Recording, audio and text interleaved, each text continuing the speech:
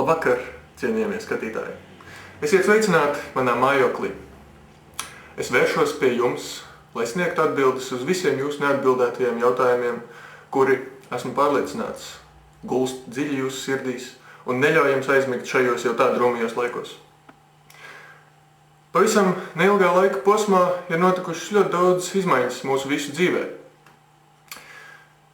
Un ir aktualizējušies tādi fundamentāli jautājumi, kā Džeki, kur palicis Ivars? What the fuck?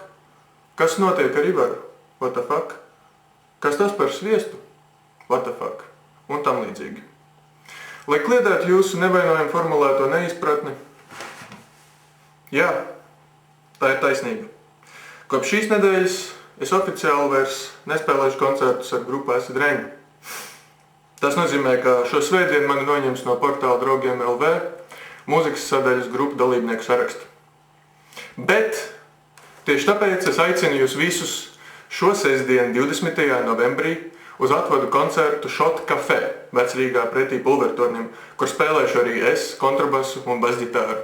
Mēs kopā ar grupu Acid Rain sniegsim jums grandiozu performanci. Un uz pēdējo dziesmu manu vietu ieņems ļoti talantīgs un gandrīz tikpat seksīgs basists kā es, Kristians Priekulis, kurš arī turpmāk radīs mūziku, kas kutinās jūsu dvēseli kopā ar grupu Acid Rain.